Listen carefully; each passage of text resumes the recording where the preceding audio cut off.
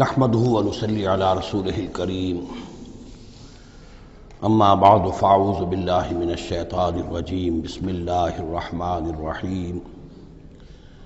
ولقد اخذنا آل فرعون بالسنين ونقص من الثمرات لعلهم يذكرون صدق اللہ العظیم۔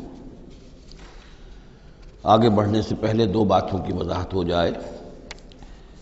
ایک تو تصحیح کرنی ہے مجھے اس بات کی کہ حضرت موسیٰ علیہ السلام جب نبوت سے سرفراز ہو کر مصر واپس آئے ہیں تو اس وقت جو بادشاہ تھا فرعون،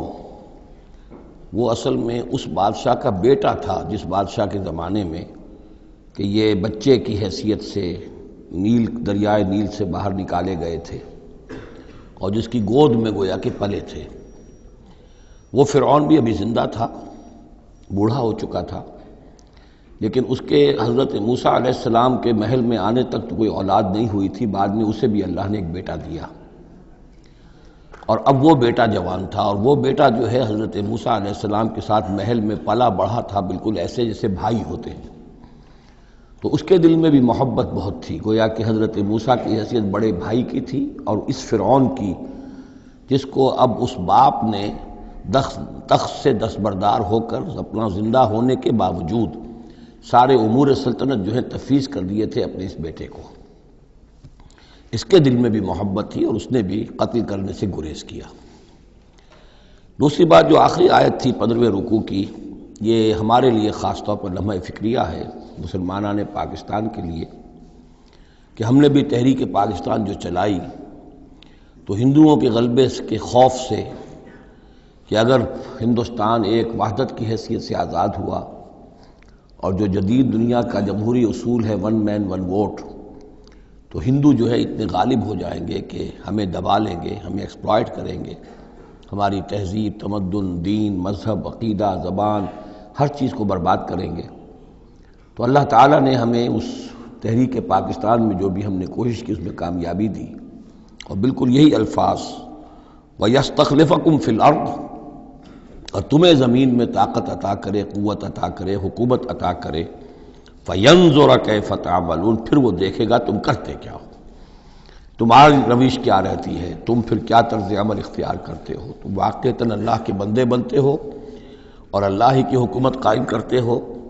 یا یہ ہلدی کی گانٹھ جو تمہیں مل جائے تو اس کو لے کر تم پنساری بن کر بیٹھ رہتے ہو اور اپنی حکومت اور اپنی مرضی اور اپنی خواہشات کے مطابق وہ نظام وہاں کا چلاتے ہو۔ وَلَقَدْ أَخَذْنَا آلَ فِرْعَوْنَ، اور وہی قانون جو کہ سورہ انعام میں بھی آیا تھا، سورہ اعراف میں بھی، جب حضرت موسیٰ علیہ السلام آل فرعون کی طرف آئے تو اب یہ جو رد و قدح وہاں شروع ہوئی، تو اس دوران میں اللہ تعالیٰ نے قوم فرعون کے اوپر بہت سے چھوٹے چھوٹے عذاب بھیجنے شروع کیے تاکہ وہ ہوش میں آئیں، جاگیں۔ وَلَقَدْ أَخَذْنَا آلَ فِرْعَوْنَ، اور ہم نے پکڑا فرعون والوں کو بِالسِّنِينَ، بار بار قحط آ رہے ہیں، وَنَقْصٍ مِّنَ الثَّمَرَاتِ، اور فصلوں کی تباہی سے، لعلہم یذکرون، شاید کہ وہ نصیحت پکڑے۔ فَإِذَا جَاءَتْهُمُ الْحَسَنَةُ، جب بھی کبھی درمیان میں حالات بہتر ہو جاتے تھے، اچھی صورتحال ہوتی تھی، قالوا لنا هذه، وہ کہتے تھے یہ تو ہمارے لیے ہے ہی، ہماری محنت کا، ہماری پلاننگ کا، ہماری مساعی کا، ہماری جدوجہد کا ثمرہ ہے۔ وَإِن تُصِبْهُمْ سَيِّئَةٌ، اور جب انہیں کوئی تکلیف آتی تھی، یطیروا بموسیٰ ومن معہ، تو اسے سمجھتے تھے کہ یہ موسیٰ اور اس کے ساتھیوں کی نحوست کی وجہ سے ہے۔ الا انما طائرہم عند اللہ، آگاہ ہو جاؤ کہ ان کی نحوست، ان کی شوبی قسمت جو ہے وہ اللہ کے ہاتھ میں ہے۔ ولکن اکثرہم لا یعلمون، لیکن ان کی اکثریت علم نہیں رکھتی، سمجھتے نہیں۔ وقالوا مہما تأتنا بہ من آیۃ لتسحرنا بہا، اور وہ کہتے تھے بہت ہی چیلنجنگ انداز میں کہ اے موسیٰ، یہ تم اپنے جادو کے زور سے ہمارے اوپر جو جو چیزیں لا رہے ہو، جو مصیبتیں لا رہے ہو تاکہ تم ہم پر جادو کرو، فما نحن لک بمؤمنین، تو اس کے باوجود ہم ثابت قدم ہیں، صابر ہیں، ہم اپنے عقائد پر، اپنے نظام پر جمے ہوئے ہیں، ہم آپ کی بات ماننے والے نہیں ہیں۔ فارسلنا علیہم الطوفان، پھر ہم نے ان پر زیادہ بڑی مصیبتیں بھیجیں، طوفان و جرادہ، اور ٹڈی دل جس سے کہ فصلیں چٹ ہو گئیں، القمل، اور چچڑیاں، یہ قمل ہی سے ملتی جلتی شے جو ہے کھٹمل ہے ہماری، یہ جو انسان کے لیے پسو اور جس طریقے سے کہ اس کے خون کو چوستی ہیں، والضفادع اور میںڈک، اس کثرت سے میںڈک ہو گئے کہ جو برتن اٹھاؤ اس کے اندر سے میںڈک برآمد ہو رہا ہے، اور ظاہر بات ہے کہ پھر اس سے گھن آتی ہے، ہانڈی میں سے میںڈک پھدک کر نکل رہا ہے۔ والدم اور خون کی بارش، آیات مفصلات، یہ ہم نے نشانیاں بھیجی وقفے وقفے سے، ساری ایک دم نہیں، ایک مرتبہ ایک نشانی ہے پھر دوسری نشانی ہے۔ فاستکبروا وکانوا قوما مجرمین، اس کے باوجود وہ استکبار پر اڑے رہے، اور وہ بڑی ہی اڑیل قوم تھے، مجرم قوم تھے۔ ولما وقع علیہم الرجس، اور جب ان پر وہ مصیبت آ جاتی تھی، یعنی یہ کہ ہوتے ہوتے اب ان کی جو اکڑ فونی ہے اس میں کم سے کم یہ کمزوری واقع ہو گئی، یہ نرمی واقع ہو گئی جو آگے آ رہی ہے۔ ولما وقع علیہم الرجس، جب ان پر وہ عذاب آتا تھا، قالوا یا موسیٰ، تو وہ حضرت موسیٰ سے کہتے تھے، ادع لنا ربک بما عہد عندک، اپنے رب کو پکارو، دعا کرو جو تمہارا اس سے قول و قرار ہے، تمہارا عہد ہے اس کے ساتھ، تاکہ وہ ہمیں اس مصیبت سے نجات دے۔ لئن کشفت عنا الرجس، اگر اس نے ہم سے اس عذاب کو ہٹا دیا، کھول دیا، لنؤمنن لک، ہم تمہاری بات مان لیں گے۔ یہ ایمان کے ساتھ جب لام آتا ہے تو اس کے معنی وہ ایمان ایک عقیدے والا ایمان نہیں ہوتا، مان لیں گے، تمہاری بات مان لیں گے۔ ایک ہے ایمان بے کے ساتھ، آمنت باللہ و ملائکتہ و کتبہ، تو با کے ساتھ جب آتا ہے پورے وثوق کے ساتھ، یقین کے ساتھ، گہرے اعتماد کے ساتھ، اور ایک ہے کسی کی بات سرسری طور پر مان لینا، تو وہ پھر ایمان لام کے ساتھ ہوتا ہے۔ لنؤمنن لک، ہم آپ کی بات مان لیں گے، وَلَنُرْسِلَنَّ مَعَكَ بنی اسرائیل، اور آپ کے ساتھ ہم بنی اسرائیل کو اس ملک سے جانے دیں گے۔ اصل میں وہ کیوں نہیں جانے دینا چاہتے تھے؟ اس لیے کہ ان کے لیے وہ بڑی ہی چیپ لیبر تھی، ان کے غلاموں کی حیثیت تھی، اور بڑے بڑے بھاری کام ان سے کرواتے تھے۔ احرام مصر کی تعبیر میں نہ معلوم کتنے اسرائیلیوں کی ہڈیاں جو ہے وہ دفن ہیں، بڑی بڑی چٹانیں جو ہیں وہ جب اوپر کھینچی جاتی تھی، یعنی کوئی گرتی تھی تو ان کے بیسیوں نہیں سینکڑوں جو ہے اس کے اندر پس جاتے تھے۔ تو ظاہر بات ہے کہ وہ چیپ لیبر جو انہیں ملی ہوئی تھی اس کو چھوڑنے کے لیے آسانی سے وہ تیار نہیں تھے، اس حوالے سے انہیں یہ شاخ گزر رہا تھا، ورنہ ظاہر بات ہے وہ بھی جانتے تھے کہ یہ ہمارے اس ملک کے رہنے والے نہیں ہیں، یہ فلسطین سے آئے تھے حضرت یوسف علیہ السلام کے زمانے میں، لیکن جیسا کہ میں نے عرض کیا آپ سے پہلے کہ ابتدا میں ان کے لیے وہاں بڑی آؤ بھگت رہی، بڑے عیش رہے، وہ پیرزادوں کی طرح ان کا احترام کیا گیا، انہیں بہترین زمینیں دی گئیں۔ جوشن کا علاقہ کہلاتا ہے جو نیل کا ڈیلٹا ہے، جو سب سے زیادہ زرخیز علاقہ ہے، وہ ان کو دیا گیا، وہاں یہ لوگ جو زمیندار بنے۔ لیکن اس کے بعد جب وہ نیشنلسٹ ریولوشن آیا تو بات ساری جو ہے وہ الٹی ہو گئی، تو فرمایا کہ ہم بھیج دیں گے آپ کے ساتھ بنی اسرائیل کو۔ فلما کشفنا عنہم الرجس،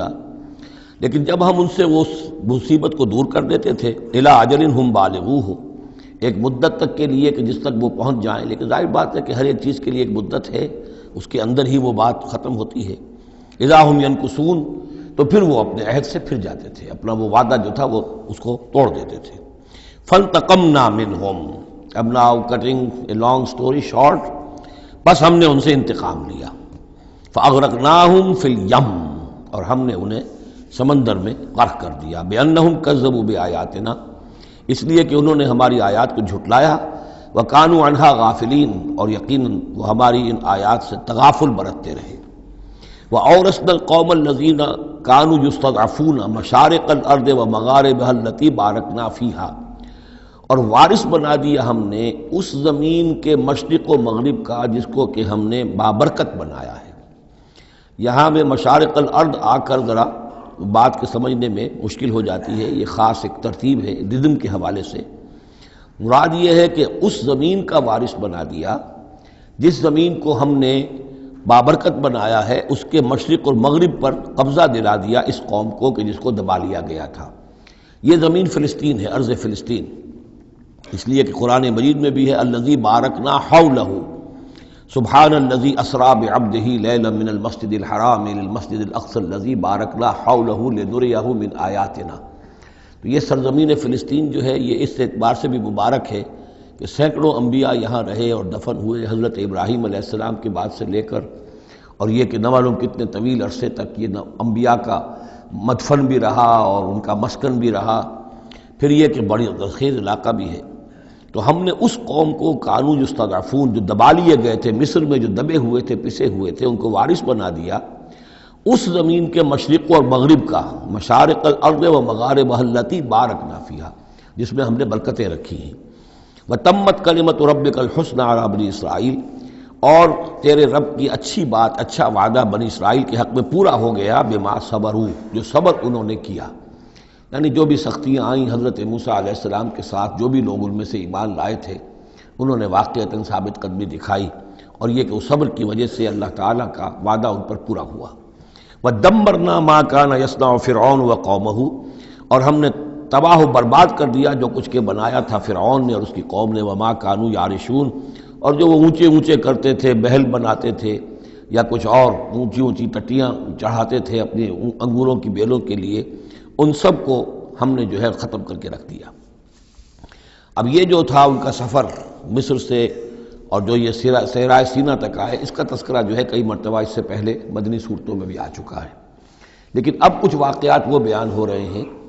کہ جو اس ایکسوڈس کے بعد، اسے ایکسوڈس کہتے ہیں، کتاب الخروج،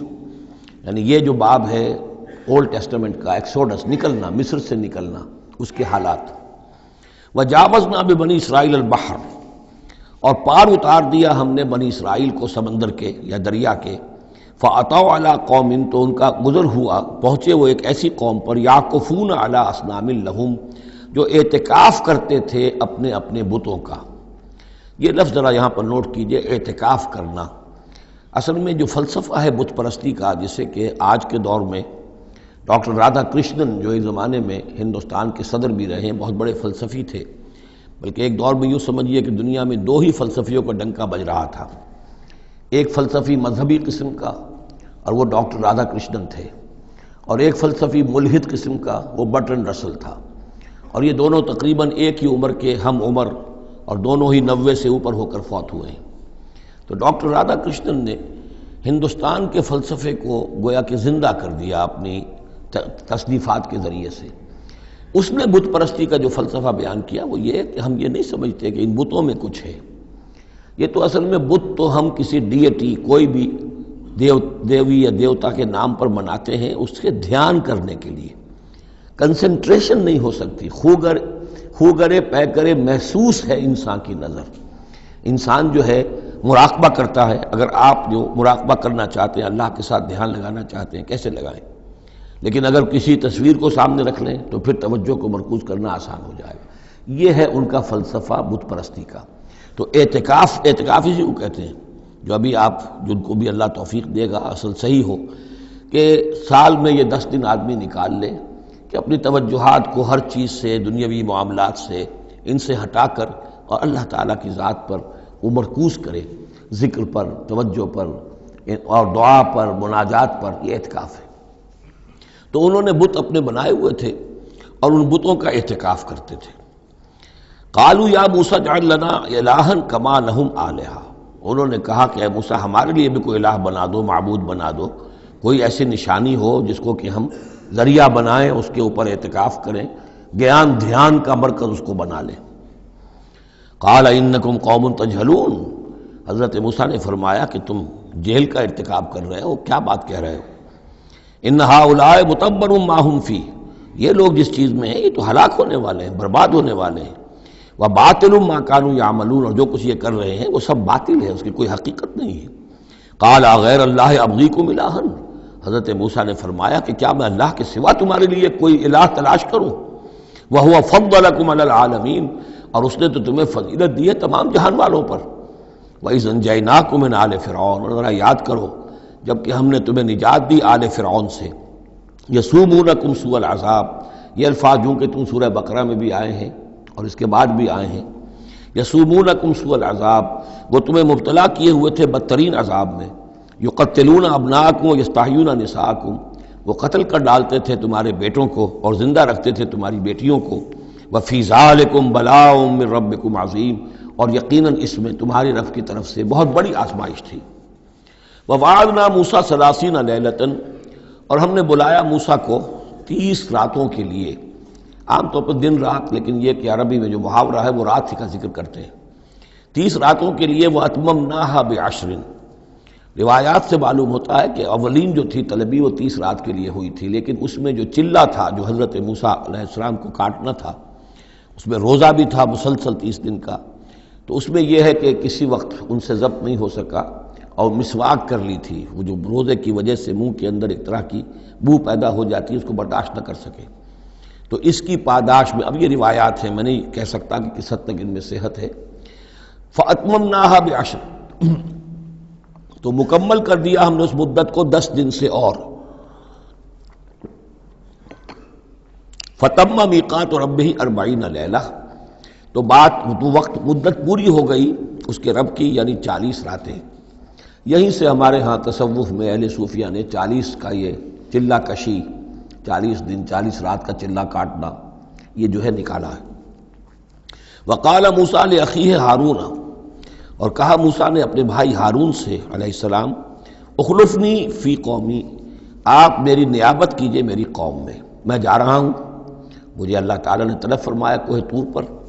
واصلح، اور دیکھیے اصلاح کرتے رہیے، ولا تتبع سبیل المفسدین، اور فساد مچانے والوں کے راستے کی پیروی نہ کیجیے گا۔ ولما جاء موسیٰ لمیقاتنا، اور جب موسیٰ پہنچے ہمارے وقت مقرر پر، وکلمہ ربہ، اور ان سے کلام کیا ان کے رب نے، قال رب ارنی انظر الیک،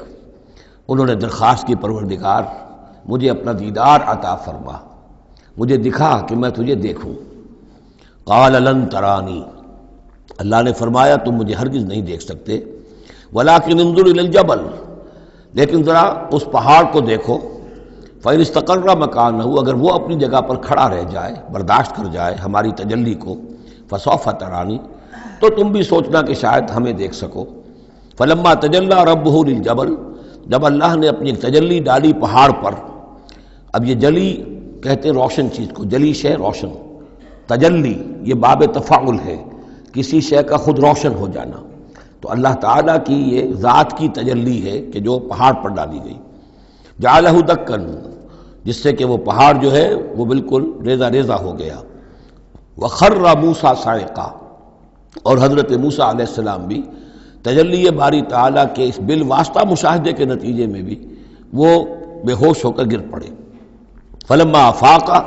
جب انہیں افاقہ ہوا، ہوش میں آئے، قال سبحانک، اب انہوں نے کہا اے اللہ تو پاک ہے، تبت الیک، میں تیری جناب میں توبہ کرتا ہوں کہ میں نے جسارت کی تھی، میں نے جو ہے اپنی حیثیت سے بڑھ کر تجھ سے سوال کر لیا تھا، وانا اول المومنین، اور میں پہلا ہی ہوں ایمان لانے والا، بغیر دیکھے تجھے ماننے والا ہوں۔ قال یا موسیٰ انی اصطفیتک علی الناس برسالاتی، اللہ نے فرمایا موسیٰ میں نے تمہیں چن لیا ہے لوگوں پر، تمام انسانوں میں سے تمہیں چنا ہے، پسند کیا ہے اپنے پیغام کے لیے، رسالات کے لیے، وبکلامی، اور اپنے کلام کے لیے، یہ ایک خاص مقام ہے، امتیازی مقام ہے حضرت موسیٰ کا، کلم اللہ موسیٰ تکلیما، فخذ ما آتیتک وکن من الشاکرین، تو لے لو جو میں تمہیں دے رہا ہوں اور بن جانا شکر کرنے والوں میں، یعنی یہ الواح جو ہے جو ہم دے رہے ہیں اس میں احکام لکھے ہوئے ہیں، یہ تم لے لو اور ان کا حق ادا کرو۔ وَكَتَبْنَا لَهُ فِي الْأَلْوَاحِ، اور ہم نے لکھ دیا اس کے لیے تختیوں پر، وہ پتھر کی تختیاں، مِن كُلِّ شَيْءٍ مَوْعِظَةً، ہر طرح کی نصیحت، وَتَفْصِيلًا لِكُلِّ شَيْءٍ، اور ہر طرح کے احکام کی تفصیل، یعنی جو بنیادی احکام ہیں، موٹے موٹے احکام ہیں، یوں سمجھیے کہ وہ در حقیقت ایک طرح سے ڈینجر سگنلز ہیں۔ اگر آپ کسی پہاڑی راستے پر جا رہے ہو تو جگہ جگہ آپ کو نشانات ملتے ہیں کہ ذرا یہاں بچ کے گزرنا، تو شریعت خداوندی جو ہے وہ بھی در حقیقت انسانی تمدن کا جو پیچیدہ سفر ہے اس میں ڈینجر کوشنز ہیں، ڈینجر سگنلز ہیں، یہاں اس سے ذرا دور رہنا، اس سے ذرا ہٹ کر رہنا، اس کے اندر اندر آدمی جو ہے وہ اپنی محنت کرے، کوشش کرے، جدوجہد کرے، مباحات کے دائرے کے اندر جو بھی اس کا ہے چوائس اس کو اختیار کر لے، لیکن جو محرمات ہیں وہ حدود ہیں، تلک حدود اللہ فلا تقربوها، تو شریعت کی جو آسمانی شریعت ہے اصل بنیاد یہی ہے کہ زندگی کے ہر گوشے سے متعلق چند موٹے موٹے احکام دے دیے، اس کے اندر جو ہے وہ کھلا چھوڑ دیا انسان کو کہ اب اس کے اندر اپنی سمجھ سے، اپنے اجتہاد سے، اپنی کوشش سے، اپنی عقل کو بروئے کار لا کر کام کرو۔ وَكَتَبْنَا لَهُ فِي الْأَلْوَاحِ مِن كُلِّ شَيْءٍ مَوْعِظَةً وَتَفْصِيلًا لِكُلِّ شَيْءٍ فَخُذْهَا بِقُوَّةٍ، تو اے موسیٰ اس کو تھام لو مضبوطی کے ساتھ، وَأَمُرْ قَوْمَكَ، اور اپنی قوم کو بھی حکم دو، یَأْخُذُوا بِأَحْسَنِهَا، کہ وہ اسے پکڑیں، اس کو تھامیں اس کی بہترین صورت کے اندر۔ اس کے مراد کیا ہے کہ ہر معاملے کے اندر درجے ہوتے ہیں۔ آپ کو ایک چیز بتائی جا رہی ہے، اس میں ایک درجہ اونچا ہے، ایک اس سے کمتر ہے، آپ اونچے سے اونچے درجے کی طرف آنے کی کوشش کیجیے۔ یہی بات جو ہے مسلمانوں سے بھی پھر کہی گئی ہے، آخری پاروں میں ہم دیکھیں گے چل کر کہ وہ لوگ کہ جو کلام کو سنتے ہیں، یستمعون القول فیتبعون احسنہ، وہ کلام کو سنتے ہیں پھر جو اس کی بہترین بات ہوتی ہے اس کو اختیار کرتے ہیں۔ ایک یہ ہوتا ہے آدمی سوچتا ہے کچھ اور کمی والی بات ہو جائے، ڈھیل ہو جائے، رعایت ہو جائے، چلیے پاس مارکس مجھے مل جائیں، مجھے فرسٹ ڈویژن نہیں چاہیے، مجھے سیکنڈ ڈویژن نہیں چاہیے، ڈسٹنکشن نہیں چاہیے، پاس ہی ہو جاؤں۔ لیکن یہ معاملہ دین میں نہیں ہونا چاہیے، یہ معاملہ دنیا میں کرو، دین میں اچھے سے اچھا، اعلی سے اعلیٰ، جیسا کہ ہم پڑھ چکے ہیں سورہ مائدہ کے اندر، اذا اتقوا وآمنوا وعملوا الصالحات ثم اتقوا وآمنوا ثم اتقوا واحسنوا واللہ یحب المحسنین۔ ہے جستجو کہ خوب سے ہے خوب تر کہاں، کیوں نہیں بہتر سے بہتر کی طرف جاتے؟ جتنا آج وقت لگا رہے ہو دین کے لیے اس سے زیادہ لگاؤ کل، اور پرسوں اس سے آگے تمہارا قدم پڑنا چاہیے، نہ یہ کہ آدمی جو ہے وہ پیچھے کی طرف دیکھے۔ وَأَمُرْ قَوْمَكَ يَأْخُذُوا بِأَحْسَنِهَا، اس کا جو بہترین رخ ہے اس کو اختیار کریں۔ سَأُرِيكُمْ دَارَ الْفَاسِقِينَ، ان قریب میں تمہیں وہ گھر دکھا دوں گا جو اس وقت فاسقوں کے قبضے میں ہے۔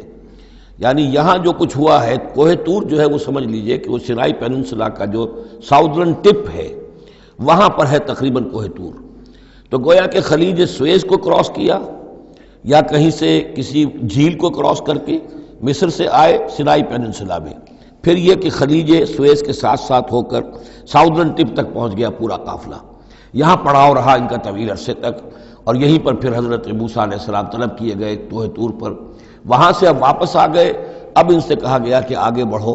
اور خلیج عقبہ کے ساتھ ساتھ ہو کر داہنی جو ہے کھاڑی جو ہے ریڈ سی کی، اس سے آگے بڑھو اور فلسطین میں جا کے اب تمہیں جنگ کرنی ہے۔ تمہارا وہ ملک جو ہے جو تم چھوڑ کر آئے تھے تقریباً یوں سمجھیے کہ 700-800 برس پہلے یا اس کے آس پاس، اب اس کے اوپر قبضہ ہے مشرکوں کا، کافروں کا، جاہلوں کا۔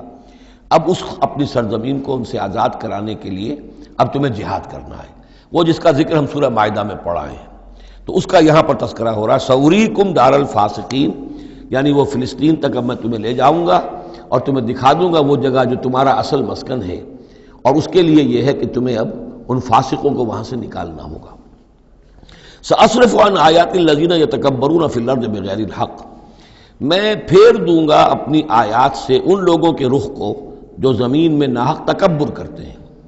یعنی یہ خود اللہ تعالیٰ فرما رہے ہیں جن کے اندر تکبر ہے میں خود ان کا رخ پھیر دیتا ہوں،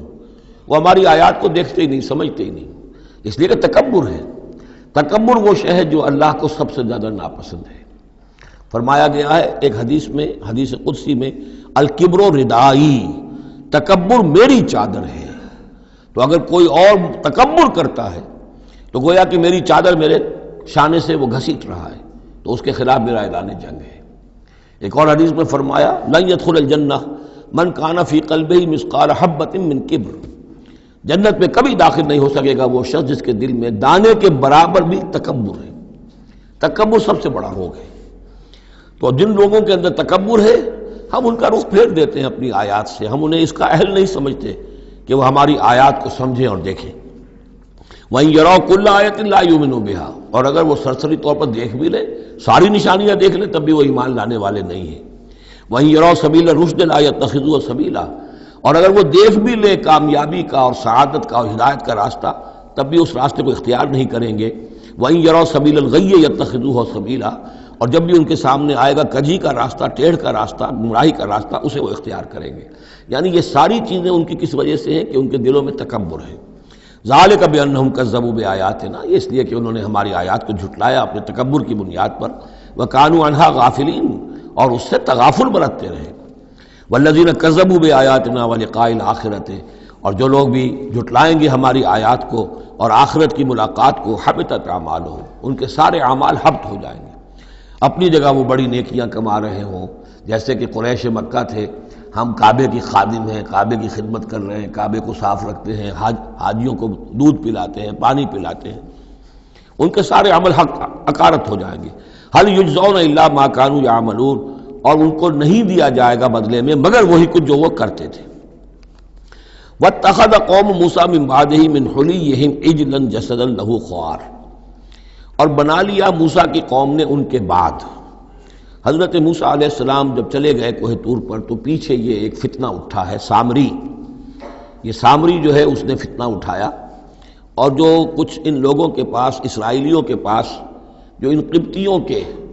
زیورات بہت سے رکھے ہوئے تھے امانتاً، وہ بھی جانتے تھے کہ یہ قوم،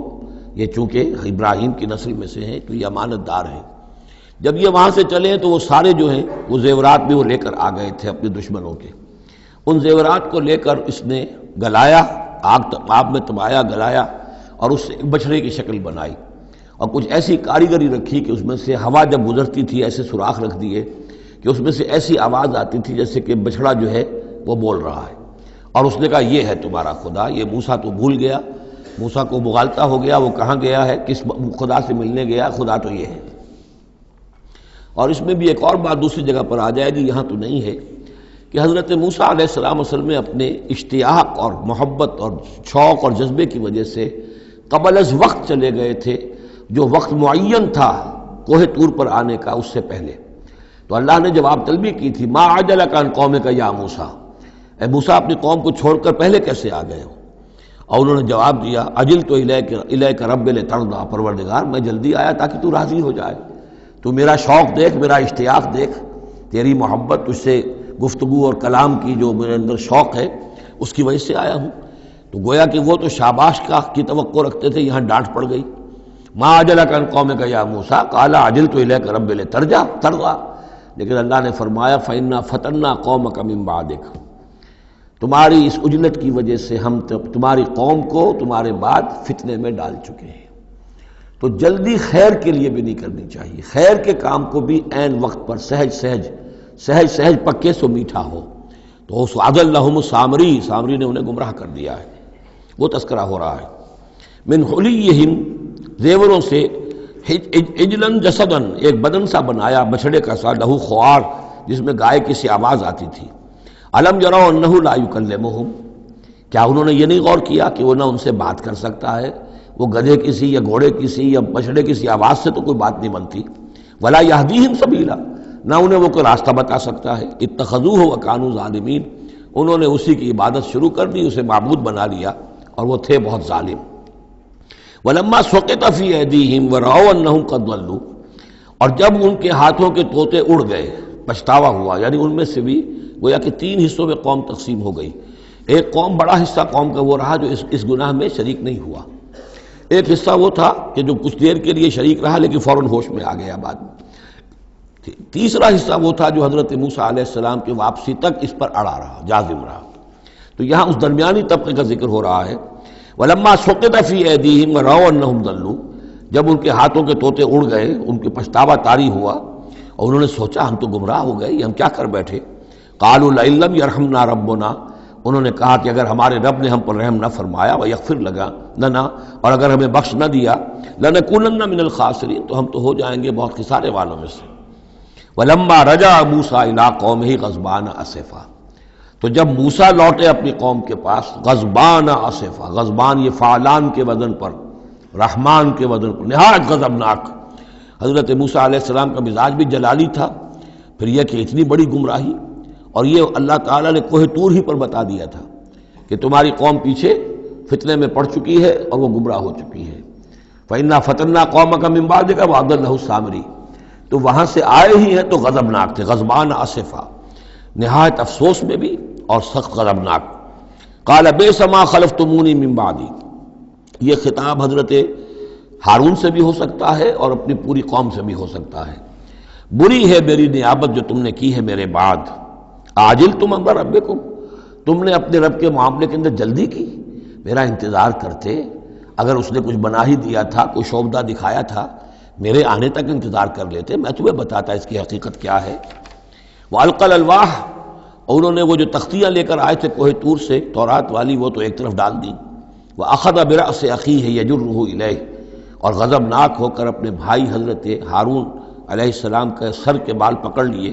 اور اپنی طرف کھینچا غصے میں، یہ تم نے کیا کیا، میرے پیچھے یہ میں تمہیں خلیفہ بنا کر گیا تھا۔ قال ابن امہ، انہوں نے کہا اے میرے ماں جائے، اے میرے ماں کے بیٹے، ان القوم استضعفونی،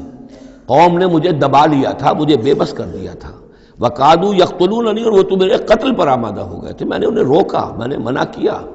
لیکن وہ اس درجے اس معاملے کے اندر آگے بڑھ گئے تھے، قادوا یقتلوننی، وہ تو مجھے قتل کرنے پر آمادہ تھے۔ فلا تشمت بی الاعداء، تو دیکھیں اب مجھ پر آپ دشمنوں کو ہنسنے کا موقع نہ دیں۔ ایک تو آپ کے پیچھے انہوں نے مجھے دبایا، میری توہین کی، مجھے قتل کرنے تک پر آمادہ ہو گئے، اب وہ دیکھیں گے کہ موسیٰ بھی آئے ہیں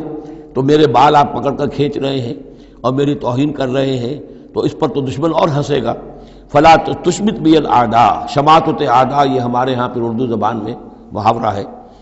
ولا تجعلنی مع القوم الظالمین، اور مجھے ان ظالموں کے ساتھ نہ کر دیجئے، میں ان کے ساتھ نہیں ہوں، نہ میں نے ان کے ساتھ اتفاق کیا ہے، میں روکتا رہا، منع کرتا رہا۔ قال رب اغفر لی ولأخی، اب حضرت موسیٰ نے دعا کی اللہ سے، پروردگار بخش دے مجھے بھی اور میرے بھائی کو بھی، وادخلنا فی رحمتک، اور ہمیں داخل فرما اپنی رحمت میں، وانت ارحم الراحمین، اور یقیناً تو ہے تمام رحم کرنے والوں میں سب سے بڑھ کر رحم فرمانے والا۔ ان الذین اتخذوا العجل سینالہم غضب من ربہم، اب یہ فیصلہ انہوں نے دیا، یقیناً جن لوگوں نے اس بچڑے کو اپنا معبود بنایا، ان قریب ان پر آئے گا غضب ان کے رب کی طرف سے، گویا کہ قتل مرتد کی سزا جس کا ذکر ہم سورہ بقرہ میں پڑھ چکے ہیں۔ وَذِلَّةٌ فِي الْحَيَاةِ الدُّنْيَا، دنیا میں ذلت بھی آئے گی، وَكَذَلِكَ نَجْزِي الْمُفْتَرِينَ، اور اسی طریقے سے بہتان باندھنے والوں کو، جھوٹ گھڑنے والوں کو ہم جزا دیتے ہیں۔ وَالَّذِينَ عَمِلُوا السَّيِّئَاتِ ثُمَّ تَابُوا مِن بَعْدِهَا وَآمَنُوا، البتہ جن لوگوں نے کچھ دیر کے لیے یہ غلط کام کیا تھا لیکن پھر وہ توبہ کر لی انہوں نے، من بعدہا اس کے بعد، وآمنوا اور ایمان لے آئے، ان ربک من بعدہا لغفور الرحیم، تو یقیناً اس کے بعد آپ کا رب جو ہے غفور الرحیم ہے۔ جن سے عارضی طور پر یہ بات ہو گئی تھی پھر انہوں نے توبہ کر لی، ان کے لیے تو مغفرت ہے، اللہ تعالیٰ معاف فرمائے گا، غفور الرحیم ہے۔ البتہ جو اب تک اس پر اڑے رہے ہیں ان کے لیے یہ حد جاری کی جائے گی۔ یہ بالکل ایسے ہی جیسے سورہ مائدہ میں ہم نے پڑھا ہے محاربے والی آیت میں، کہ اگر کوئی ڈاکو ہیں، راہزن ہیں، کوئی ملک کے اندر فساد مچا رہے ہیں، تو اگر اس سے پہلے کہ تم ان پر قابو پاؤ اگر وہ توبہ کر لیں تو پھر ان کے لیے معاملہ اور ہوگا، پھر ان کے ساتھ نرمی بھی ہو سکتی ہے، معاف بھی کیا جا سکتا ہے، لیکن اگر قابو پا لو تو پھر ان کی سزا بہت سخت ہے، لیکن قابو پانے سے پہلے توبہ کر لیں تو ان کے لیے نرمی۔ اسی طرح یہاں معاملہ ہے۔ وَلَمَّا سَكَتَ عَنْ مُوسَى الْغَضَبُ، جب موسیٰ کا غصہ کو ٹھنڈا پڑا، أَخَذَ الْأَلْوَاحَ، اب انہوں نے وہ تختیاں اٹھائیں، وفی نسختها هدى ورحمۃ للذین هم لربهم يرهبون، اور اس کی تحریر میں لکھا ہوئی تھی رحمت، ہدایت بھی اور رحمت بھی ان لوگوں کے حق میں جو اپنے رب سے ڈرتے ہیں، اپنے رب کا تقوی اور خوف رکھتے ہیں۔ واختار موسیٰ قومہ 70 رجلا لمیقاتنا، اب ایک تو سزا دے دی گئی، ایک تو پرج ہو گئی، اور یہودی جو ہیں جنہوں نے کہ آخری وقت تک اس کے اوپر قائم رہے انہیں قتل کر دیا گیا۔ اب اس کے بعد ایک اجتماعی توبہ کے لیے حضرت موسیٰ علیہ السلام نے اپنی قوم کے 70 سرکردہ افراد کو لیا، واختارا چن لیا، اختارا موسیٰ قومہ 70 رجلا لمیقاتنا، اللہ تعالیٰ ہی نے طلب فرمایا ہے، ہمارے وقت مقررہ کے لیے چن لیے موسیٰ نے اپنی قوم میں سے 70 سرکردہ افراد۔ فلما اخذتهم الرجفۃ، جب وہ آئے ہیں کوہ طور پر یا اس کے قریب تو ان کے اوپر کپ کپی طاری ہو گئی یا زلزلے نے آ پکڑا، یعنی وہ ایک سخت ترین جو ہے ان کے لیے پھر خوفناک صورت پیدا کر دی گئی۔ قال رب، حضرت موسیٰ نے عرض کیا پروردگار، لو شئت اہلکتہم من قبل وإیایا، اگر تیری مشیت یہی تھی تو اس سے پہلے ہی ہمیں بھی ہلاک کر سکتا تھا، مجھے بھی کر سکتا تھا، انہیں بھی کر سکتا تھا، خطا کار تو ہم ہیں، غلطی ہوئی ہے، لیکن بہرحال ہم نے اتنا بڑا کفارہ بھی دے دیا ہے، اپنی قوم کے اتنے لوگوں کو اپنے ہاتھوں ذبح بھی کیا ہے، لیکن یہ کہ اگر ہلاک ہی کرنا تھا جو اس وقت شکل ہو رہی ہے تو پہلے قدم پر بھی تو ہلاک کر سکتا تھا۔ لو شئت اہلکتہم من قبل وإیایا، اگر تو چاہتا تو ہلاک کر دیتا ان سب کو بھی اور مجھے بھی۔ اتہلکنا بما فعل السفہاء منا، کیا تم ہمیں ہلاک کر دے گا ہمارے کچھ بے وقوف لوگوں کی حرکت کی وجہ سے؟ ہمارے ہاں کچھ بے وقوف تھے جنہوں نے حرکت کی تھی، اور ان کی وجہ سے کیا پوری قوم کو ہلاک کر دے گا؟ ان ہی الا فتنتک، نہیں یہ تیری طرف سے ایک آزمائش ہے۔ تضل بہا من تشاء، تو گمراہ کرتا ہے اس کے ذریعے سے جس کو چاہتا ہے، وتہدی من تشاء، اور ہدایت دیتا ہے جس کو چاہتا ہے۔ انت ولینا، تو ہمارا ولی ہے، ہمارا ساتھی ہے، پشت پناہ ہے، مولا ہے۔ فاغفر لنا، پس ہمیں بخش دے، ہماری گناہ کو معاف فرما، ورحمنا، ہم پر رحم فرما وانت خیر الغافرین، اور یقیناً تمام بخشنے والوں میں تو سب سے بہتر بخشنے والا ہے۔ وَاكْتُبْ لَنَا فِي هَذِهِ الدُّنْيَا حَسَنَةً وَفِي الْآخِرَةِ، ہمارے لیے اس دنیا کی زندگی میں بھی حسنہ لکھ دے، طے کر دے۔ اب دیکھیے یہ دعا کر رہے ہیں حضرت موسیٰ اپنی قوم کے لیے، بنی اسرائیل کے لیے، وَاكْتُبْ لَنَا فِي هَذِهِ الدُّنْيَا حَسَنَةً وَفِي الْآخِرَةِ، وہی الفاظ ربنا آتنا فی الدنیا حسنۃ وفی الآخرۃ حسنۃ وقنا عذاب النار، تو لکھ دے، طے کر دے کہ ہمارے لیے دنیا میں بھی حسنہ ہو، آخرت میں بھی۔ انا ہدنا الیک، ہم تیری جناب میں توبہ کرتے ہیں، رجوع کرتے ہیں، جو خطا ہو گئی ہے اس کا اعتراف کرتے ہوئے معافی چاہتے ہیں۔ قال عذابی اصیب بہ من اشاء، اللہ نے فرمایا جہاں تک میرے عذاب کا تعلق ہے وہ تو اس میں تو میں مبتلا کروں گا جس کو چاہوں گا۔ ورحمتی وسعت کل شیء، تم رحمت کا سوال کر رہے ہو تو ایک رحمت تو میری وہ ہے جو ہر شے کے شامل حال ہے، ہر شے کا وجود میری رحمت سے ہے، اس کا بقا میری رحمت سے ہے، اس کا تسلسل میری رحمت سے ہے۔ ایک تو رحمت عامہ ہے جو تمام مخلوقات کو شامل ہے، تمام مخلوقات جو ہے اس میں سے حصہ پا رہی ہیں۔ ورحمتی وسعت کل شیء فساکتبھا، اب یہاں مراد ہے خاص رحمت جس کے لیے تم کہہ رہے ہو، وہ تو میں لکھ دوں گا ان لوگوں کے لیے۔ اب یہ بہت اہم مقام یہاں آ رہا ہے، وہ اپنی رحمت میں خاص کر دوں گا، لکھ دوں گا للذین یتقون، جو تقوی کی روش اختیار کریں، ویؤتون الزکاۃ، اور زکوٰۃ دیتے رہیں، والذین ھم بآیاتنا یؤمنون، اور جو لوگ ہماری آیات پر ایمان پختہ رکھیں۔ الذین یتبعون الرسول النبی الامی الذی یجدونہ مکتوبا عندہم فی التوراۃ والانجیل، جو اتباع کریں گے ہمارے امی نبی کی، جس کا کوئی رسول بنا کر بھیجا جائے گا، رسول نبی امی کا اتباع کریں گے، جسے وہ پائیں گے الذی یجدونہ، جسے پائیں گے لکھا ہوا مکتوباً عندہم، ان کے پاس، اپنے پاس، فی التوراۃ والانجیل، کہ وہ ان کے پاس اس کی پیشن گوئیاں، اس کے حالات، اس کی علامات تورات اور انجیل دونوں میں ہوں گی۔ تو جو لوگ ان کا اتباع کریں گے، نبی امی محمد الرسول اللہ صلی اللہ علیہ وسلم امیین میں سے اٹھائے گئے، اور آپ واقعتاً اس قوم میں سے تھے جس کے پاس کوئی کتاب نہیں تھی، کوئی شریعت نہیں تھی، ویسے بھی آپ نے دنیاوی اعتبار سے کوئی تعلیم حاصل نہیں کی، دنیاوی معیار کے اعتبار سے لکھنا پڑھنا آپ نہیں جانتے تھے، تو امی تھے۔ تو رسول نبی الامی، جو پیروی کریں گے میرے اس رسول کی جو نبی امی ہوگا، جسے یہ پائیں گے الذی یجدونہ مکتوبا، لکھا ہوا، جس کی علامات اور جس کی پیشن گوئیاں، عندہم فی التوراۃ والانجیل، ان کے پاس تورات اور انجیل دونوں میں، یامرہم بالمعروف، وہ انہیں نیکی کے حکم دے گا، وینہاہم عن المنکر، اور تمام بدیوں سے روکے گا، ویحل لہم الطیبات، اور ان کے لیے تمام حلال چیزیں، پاک چیزیں حلال کر دے گا۔ یعنی جو ہم پڑھ چکے ہیں کچھ چیزیں تھیں کہ جو بنی اسرائیل پر ان کی شرارتوں کی وجہ سے بھی حرام کر دی گئی تھی، یہ تمام بندشیں اٹھا دے گا، تمام پاکیزہ چیزوں کو ان کے لیے حلال کرے گا۔ وَيُحَرِّمُ عَلَيْهِمُ الْخَبَائِثَ، اور جتنی خبیث ناپاک چیزیں ہیں انہیں حرام قرار دے گا۔ وَيَضَعُ عَنْهُمْ إِصْرَهُمْ وَالْأَغْلَالَ الَّتِي كَانَتْ عَلَيْهِمْ، اور ان سے اتار دے گا، دور کر دے گا، انہیں نجات دے گا ان کے بوجھوں سے اور ان کی ان توقوں سے کہ جو ان کے اوپر پڑے ہوئے ہوں گے۔ یعنی مختلف رسوم اور رواج، ان کے توق جو لوگ باندھ لیتے ہیں اپنے گلوں کے اندر، چاؤ میں کچھ لوگ دولت والے جو ہیں وہ نئی نئی رسمیں ایجاد کرتے ہیں، نئے نئے تہوار ایجاد کرتے ہیں، نئی جو ہیں اور تقریبات کا چرچا ہو جاتا ہے۔ غریبوں کے لیے پھر ان کو پورا کرنا پڑتا ہے، شادی بیاہ کی یہ تقریبات ہیں۔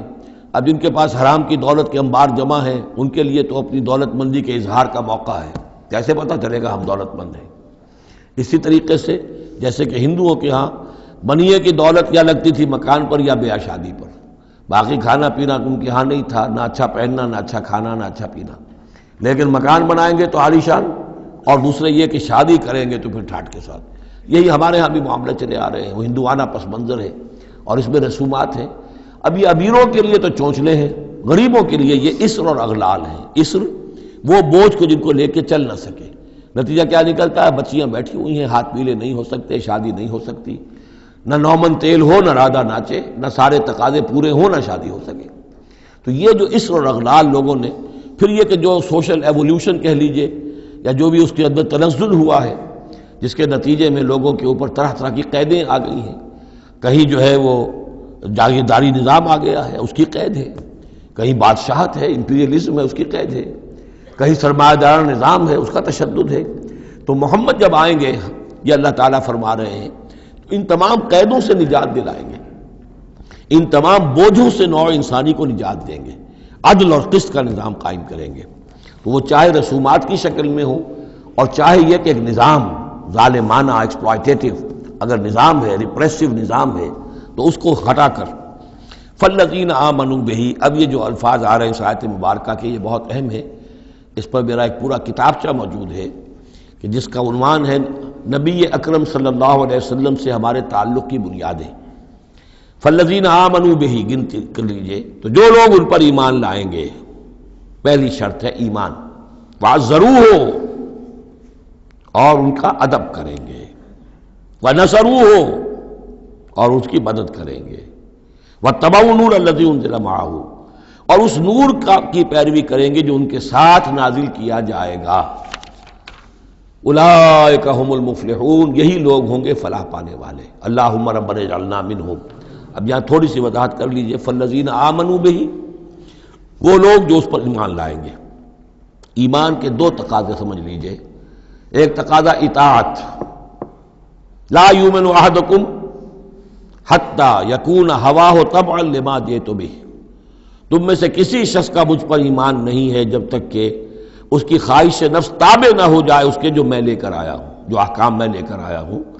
تم اگر جب ایمان رکھتے ہو کہ میں اللہ کی طرف سے لے کر آیا ہوں تو تمہیں ان کو ماننا ہے۔ لا یؤمن احدکم حتی یکون ہواہ طبعا لما جئت بہ۔ دوسرا تقاضا، لا یؤمن احدکم حتی اکون احب الیہ من والدہ وولدہ والناس اجمعین، تم میں سے کوئی شخص مومن نہیں ہو سکتا جب تک کہ میں اسے محبوب تر نہ ہو جاؤں، اپنے باپ سے بھی، بیٹے سے بھی، تمام انسانوں سے۔ تو ایک غائب درجے میں اتباع اور اطاعت، اور دوسرے غائب درجے میں محبت محمد رسول اللہ صلی اللہ علیہ وسلم کی، یہ ایمان کے تقاضے ہیں۔ اب اس کا نتیجہ خود بخود نکلے گا، پھر آپ کی تعظیم ہوگی، عظمت ہوگی، آپ کا نام جہاں سنیں گے، درود آپ پڑھیں گے، یہ ساری چیزیں جو ہیں، اور یہ کہ جہاں آپ کا کوئی قول آپ کو سنایا جائے فوراً زبان بند ہو جانی چاہیے۔ پھر یہ نہیں کہ اپنی عقل جو ہے آدمی لڑا رہا ہے، ہاں اس کی تحقیق ہو سکتی ہے کہ واقعتاً یہ حضور نے فرمایا یا نہیں فرمایا، یہ حدیث ضعیف ہے، مضبوط ہے، کیسی ہے، لیکن اس وقت خاموش ہونا ضروری ہے۔ جب کسی نے کہا یہ حدیث ہے، ہو سکتا ہے کہ حدیث صحیح ہو اور حضور کی طرف اس کی نسبت جو ہے وہ صحیح ہو، مضبوط ہو، لہذا فوری طور پر اپنی زبان بند کر دینا یہ ادب کا تقاضا ہے۔ تو وعزروہ ہو ونصروہ ہو، اور مدد کرے۔ مدد کس کام میں؟ حضور نے ذاتی تو اپنی کوئی امپائر بلڈ نہیں کی، نہ آپ نے اپنے لیے کوئی جاگیر بنائی، نہ کوئی جائیداد بنائی، کس کام کے لیے نصرت چاہیے تھی اللہ کے دین کے لیے، اس کے غلبے کی جد و جہد، اس کے لیے بھیجے گئے محمد صلی اللہ علیہ وسلم، هو الذی ارسل رسولہ بالہدی ودین الحق لیظہرہ علی الدین کلہ، اور اس کے لیے پکار ہے من انصاری اللہ، یہ میرا فرض منصبی ہے، اللہ کا دین مجھے غالب کرنا ہے، یہ میری ذمہ داری ہے، کون ہے جو میرا ہاتھ بٹھائے، میرا مددگار بنے۔ تو یہ میدان اب بھی کھلا ہوا ہے، دین پہلے غالب ہوا تھا پھر مغلوب ہو گیا، اور اب تو مغلوب ہے پوری دنیا میں، کہیں بھی ہم ایک انچ زمین نہیں دکھا سکتے جہاں کہہ سکے دنیا سے، نوع انسانی سے کہ آؤ اور دیکھو یہاں یہ اصل دین موجود ہے بتمام و کمال۔ تو وہ مشن جو ہے محمد رسول اللہ صلی اللہ علیہ وسلم کا، وہ اب بھی زندہ ہے، لہذا اس کی مدد کرنی ہے۔ واتبعوا النور الذی انزل معہ، اور اس مشن کی تکمیل میں جو راستہ ہے، جو طریقہ اللہ نے بتایا ہے، وہ اس قرآن کے ذریعے سے ہے، تذکیر قرآن سے، تبلیغ قرآن کی، انذار قرآن سے، تبشیر قرآن سے، تعلیم قرآن کی، یتلو علیہم آیاتہ ویعلمہم الکتاب والحکمۃ ویزکیہم، اس کے ذریعے سے لوگوں کو کھینچو، لوگوں کو نکالو گندگیوں میں سے اور اندھیروں میں سے، لوگوں کے اندر ایمان کی شمع روشن کرو، پھر انہیں منظم کرو، جمع کرو، پھر باطل سے ٹکراؤ۔ فالذین آمنوا بہ وعزروہ ونصروہ واتبعوا النور الذی انزل معہ، تو جو لوگ ان پر ایمان لائیں گے اور ان کی تعظیم کریں گے اور ان کی مدد کریں گے اور اس نور کی پیروی کریں گے جو ان کے ساتھ نازل کیا جائے گا، یعنی قرآن مجید حضور کے ساتھ یہ نازل کیا گیا، بھیجا گیا۔ اولئک ھم المفلحون، یہی لوگ ہوں گے فلاح پانے والے۔ اللہم ربنا اجعلنا منہم۔ قل یا ایھا الناس، اب ظاہر بات ہے کہ وہ لمبی بات کو اب یہاں پہ ختم کرتے ہوئے کہ اب حضور صلی اللہ علیہ وسلم تشریف لے آئے، اب یہی بات اس کے حوالے سے اب آپ سے کہا جا رہا ہے کہ اے نبی، جو خبر دی تھی اس وقت ہم نے موسیٰ کو، اور جو ہم نے کہہ دیا تھا کہ جو رحمت ہے ہماری خصوصی وہ انہی لوگوں کے لیے ہوگی تم میں سے کہ جو محمد عربی صلی اللہ علیہ وسلم پر ایمان لے آئیں گے۔ تو اب کہہ دیجئے ڈنکے کی چوٹ، قل یا ایھا الناس، کہہ دیجئے اے لوگو۔ اور یہ پھر بہت نوٹ کرنے کے قابل ہے کہ ہم نے اب تک جتنے رسولوں کا تذکرہ سنا ہے، پڑھا ہے سورہ اعراف میں، وہ یا قوم یا قوم یا قوم، اے میری قوم کے لوگوں۔ لیکن محمد رسول اللہ کی امتیازی شان یہ ہے کہ یہ قوم کی طرف مبعوث نہیں ہوئے، صرف پوری نوع انسانی کی طرف۔ جیسے سورہ بقرہ کے تیسرے رکوع کی پہلی آیت میں نے حوالہ دیا تھا، یا ایھا الناس اعبدوا ربکم الذی خلقکم والذین من قبلکم لعلکم تتقون۔ تو یہ آفاقی رسالت ہے، عالمی رسالت ہے، انسانی سطح پر ہے۔ قل یا ایھا الناس انی رسول اللہ الیکم جمیعا، میں اللہ کا رسول ہوں تمہاری طرف، سب کی طرف۔ الذی لہ ملک السماوات والارض، یہ بات 5 مرتبہ قرآن میں کہی گئی ہے مختلف الفاظ میں کہ حضور کی بعثت پوری نوع انسانی کے لیے ہے،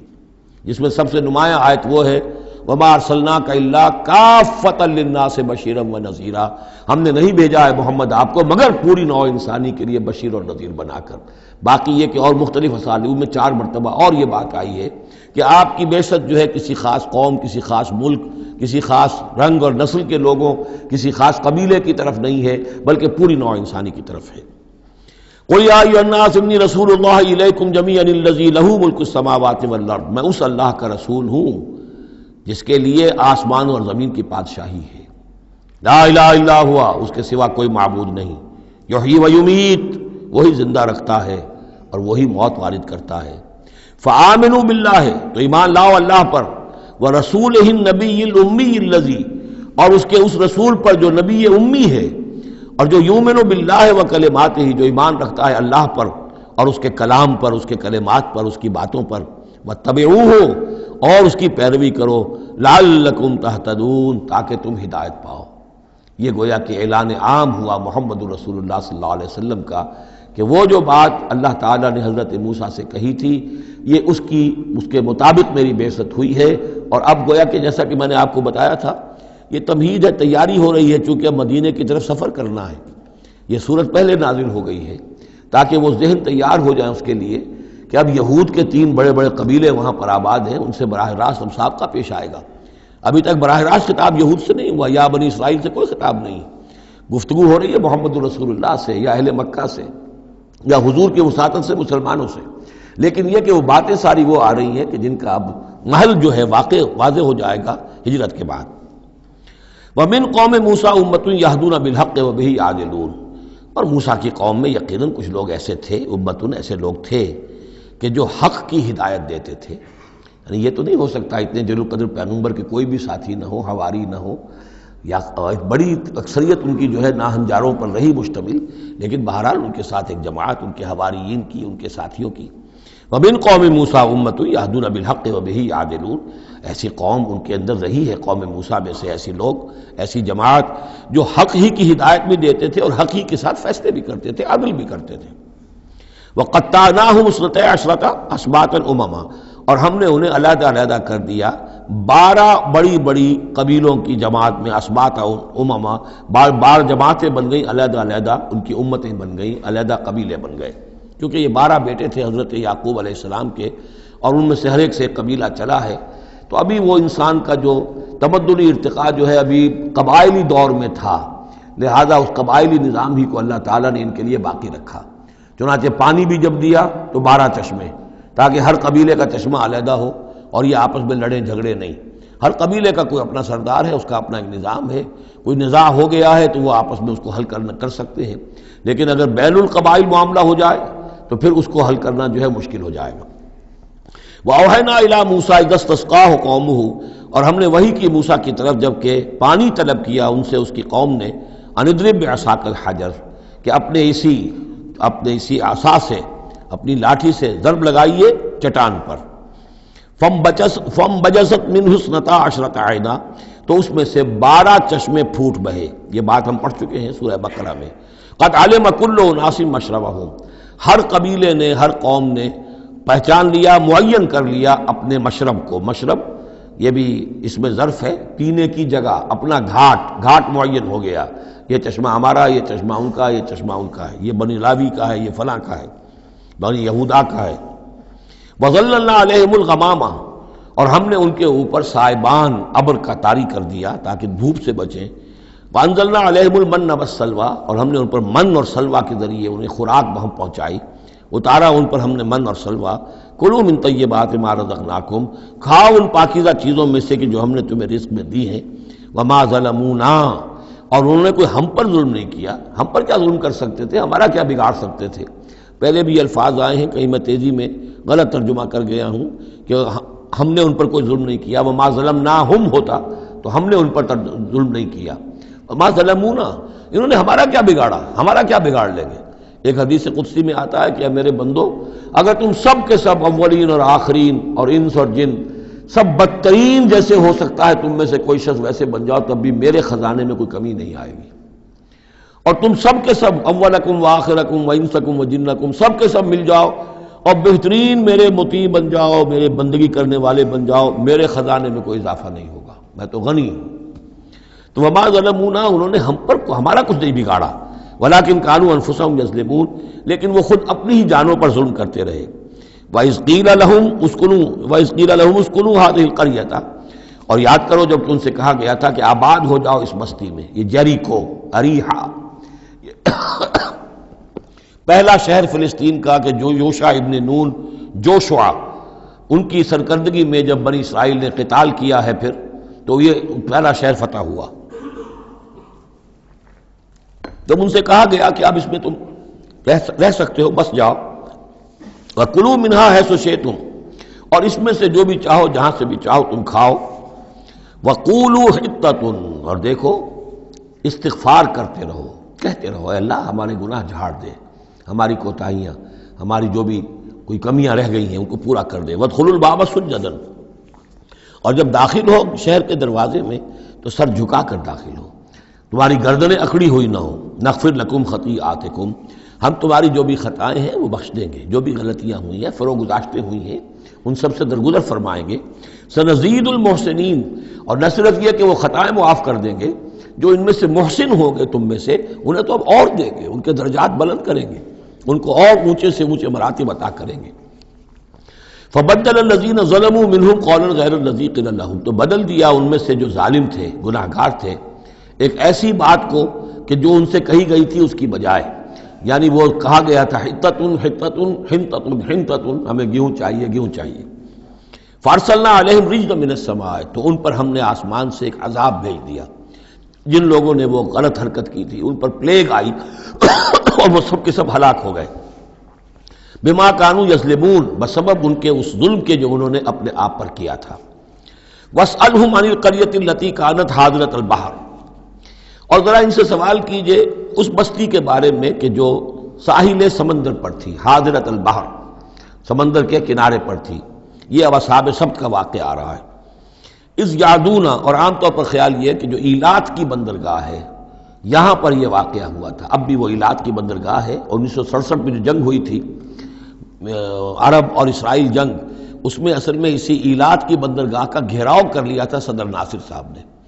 بلاکیڈ آف دی ایلات پورٹ، اور اس کے نتیجے میں پھر بڑا زبردست جو ہے حملہ کیا اچانک جو ہے اسرائیل نے. اور یہ کہ صحرائے سینا بھی مصر سے ہتھیا لیا تھا، گولان ہائٹس جو ہیں وہ سیریا سے اس نے فتح کر لیے، اور پورا مغربی کنارہ جو اردن کا جو ہے اتنا بڑا علاقہ، زرخیز ترین علاقہ جو ہے فلسطین کا، وہ اردن سے اس نے ہتھیا لیا تھا، جس میں سے صرف سینائی پیننسولا بھی واپس کیا گیا ہے. اور یہ جو مغربی کنارے پر ان کی کوئی ایک آٹونومس سی چھوٹی سی ریاست قائم کرنے کی کوششیں ہو رہی ہیں. باقی یہ کہ گولان ہائٹس پر ابھی کوئی معاملہ نہیں ہوا. تو وہیں پر اسی ایلات بندرگاہ پر یہ واقعہ ہوا ہے، وہیں پر یہ کوئی قوم مچھیروں کی آباد تھی. واسألہم عن القریۃ التی کانت حاضرۃ البحر، وہ سمندر کے کنارے آباد تھی. اذ یعدون فی السبت، جبکہ وہ سبت کے قانون میں حد سے تجاوز کرنے لگے. اذ تأتیہم حیتانہم یوم سبتہم شرعا، جبکہ آتی تھیں ان کی مچھلیاں ان کے پاس یوم سبتہم، جس دن کہ ان کا سبت ہوتا تھا، شرعا، شرع جیسے کہ نیزہ کو چلاتا ہے. یعنی یہ کہ کبھی اگر آپ نے کماڑی میں کھڑے ہو کر دیکھا ہو تو کبھی کبھی ایسا ہوتا ہے کہ کوئی مچھلی جو ہے وہ چھلانگ مار کے اوپر آتی ہے پھر اندر چلی جاتی ہے. اب ظاہر بات ہے کہ یہ اٹکیلیاں کرتی تھی مچھلیاں، اللہ تعالیٰ نے سکس سینس دے رکھی ہے، حیوانات کو بھی ہے، انہیں پتہ چل گیا تھا ہفتے کا ایک دن ایسا ہے کہ ہمیں کوئی ہاتھ نہیں لگاتا. اب وہ آ رہی ہیں، اٹکیلیاں کر رہی ہیں، چھلانگیں لگا رہی ہیں، یہ کھڑے ہوئے ہیں، ہاتھ بندھے ہوئے ہیں، اس لیے کہ سبت ہے، ہفتے کا دن ہے، پکڑ تو نہیں سکتے. تو شرعاً آتے تھے جسے نیزے چل رہے ہوں. وہ یوم لا یثبتون لا یاتیہم، جس دن سبت نہیں ہوتا تھا یعنی باقی 6 دن وہ دور کہیں گہرے پانی میں چلی جاتی تھی، اور گہرے پانی میں جا کے مچھلیوں کا پکڑنا جو ہے اس وقت تک تو انسان کے پاس آلات نہیں تھے.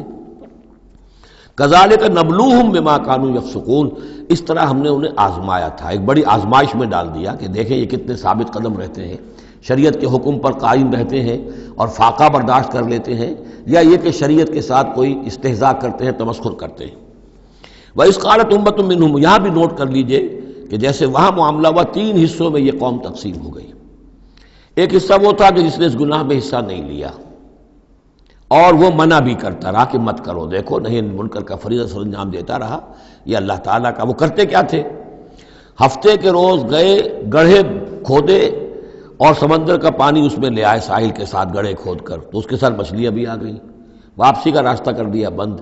مچھلی کو ہاتھ نہیں لگایا، ہفتے کو اتوار کو جا کے مچھلی پکڑ لی. تو فائدہ کیا ہوا؟ اصل میں ہفتے کا قانون تو یہ تھا کہ ہفتے کا دن تم لگاؤ اللہ کی یاد میں، ذکر میں، عبادت میں، تورات پڑھو، پڑھاؤ، سیکھو، سکھاؤ. 6 دن تم کام کرو دنیا کا، اپنی معاش کا، 7واں دن تم فارغ رکھو اللہ کے لیے، دین کے لیے. لیکن جب وہ گڑھے کھودنے میں دن صرف ہو گیا تو چاہے مچھلی پکڑی یا نہیں پکڑی، تو جو اصل روح تھی اس حکم کی وہ تو ختم ہو گئی. تو یہ ہے کہ جس میں انہوں نے استہزاء کیا، گویا کہ شریعت کا مذاق اڑایا. اب ایک تو وہ تھے کہ جنہوں نے نہ تو اس جرم میں حصہ لیا اور وہ منع بھی کرتے رہے. ایک وہ تھے کہ جو حصہ تو نہیں لیا جرم میں لیکن منع نہیں کرتے تھے، خاموش رہتے تھے. تیسرے وہ تھے کہ جو جرم کے اندر باقاعدہ جری ہو کر وہ حصہ لے رہے تھے. تو اب جو لوگ منع کر رہے تھے ان سے انہوں نے کہا جو منع نہیں کر رہے تھے، جو خود بھی نہیں کر رہے تھے لیکن منع بھی نہیں کر رہے تھے. اذ قالت امۃ، جب کہا اس درمیانی طبقے نے، منہم، ان میں سے، لما تعظون قوما اللہ مہلکہم، کیوں وعظ کر رہے ہو ان لوگوں کو، کیوں اپنے آپ کو ہلکان کرتے ہو کہہ کہہ کہ تم، اور نہی عن المنکر کا فریضہ سر انجام دے دے کے تھک گئے ہو. یہ قوم اب ماننے والی نہیں ہے، اللہ اس کو ہلاک کر کے رہے گا. لما تعظون قوما اللہ مہلکہم او معذبہم عذابا شدیدا، یا انہیں پھر عذاب دے گا بہت سخت عذاب. قالوا، اب یہ جواب کن کی طرف سے ہے؟ جو خود بھی بچے ہوئے تھے گناہ سے، روک بھی رہے تھے اپنی امکانی حد تک کہ خدا کے لیے باز آ جاؤ، یہ شریعت کا استہزاء نہ کرو، مذاق نہ اڑاؤ. قالوا معذرۃ الی ربکم، انہوں نے کہا کم سے کم اپنے رب کے ہاں ہم عذر تو پیش کر سکیں گے کہ اے پروردگار، ہم آخری وقت تک انہیں روکتے رہے، ہم نہیں عن المنکر کا فرض سر انجام دیتے رہے، ہم نے اپنی بات نہیں چھوڑی. ہم نہ صرف یہ کہ اس گناہ سے خود بچے رہے بلکہ ان گناہ گاروں کو بھی روکتے رہے. وَلَعَلَّهُمْ يَتَّقُونَ، اور یہ اس سے بھی زیادہ اہم ہے، اور کیا پتہ ہو سکتا ہے ان میں تقویٰ پیدا ہو جائے. کیسے آپ کہہ سکتے کسی ایک بندے کی سمجھ میں آ جائے، کوئی ایک شخص تائب ہو جائے؟ تو جیسا کہ حضور کی حدیث حضرت علی سے خطاب کر کے آپ نے فرمایا، لا یہدی اللہ بک رجلا واحدا خیر لک من حمر النعم، اگر اللہ تمہارے ذریعے سے علی ایک شخص کو بھی ہدایت دے دے تو یہ تمہارے لیے سرخ اونٹوں سے بڑھ کر دولت ہے. تو اگر ایک بھی بچ جائے، لعلہم یتقون. فلما نسوا ما ذکروا بہ، تو پھر جب انہوں نے نظر انداز کر دیا اس نصیحت کو جو انہیں کی جا رہی تھی، یعنی لگے رہے اپنے اس جرم کے اندر، انجینا الذین ینہون عن السوء، ہم نے بچا لیا ان کو جو کہ بدی سے روکتے تھے. عذاب سے بچے ہیں صرف وہ جو بدی سے روکتے تھے. وَأَخَذْنَا الَّذِينَ ظَلَمُوا بِعَذَابٍ بَئِيسٍ بِمَا كَانُوا يَفْسُقُونَ، اور پکڑ لیا ہم نے ان کو کہ جو اس ظلم میں، گناہ میں اور شریعت کا استہزاء کرنے میں کہ جو مجرم تھے، ان کو ایک بہت ہی برے عذاب میں پکڑا، ان کی اس ناہنجاری کی وجہ سے، سرکشی کی وجہ سے، نافرمانی کی وجہ سے. فلما عتوا عما نہوا عنہ، جب وہ بڑھ گئے، چڑھ گئے، بہت ہی آگے بڑھ گئے ان چیزوں میں جن سے ان کو روکا گیا تھا، قلنا لہم کونوا قردۃ خاسئین، تو ہم نے کہہ دیا کہ اب ہو جاؤ بندر، ذلیل بندروں کی شکل میں ان کی صورتیں جو ہیں وہ تبدیل کر دی گئی. یہ ہے وہ مکمل واقعات جس کا حوالہ اس سے پہلے کئی بار آ چکا ہے. سب سے پہلے سورہ بقرہ میں بھی آیا تھا، اس کی تفصیل یہاں آ گئی ہے. بارک اللہ لی و لکم فی القرآن العظیم و نفعنی و ایاکم بالآیات والذکر الحکیم.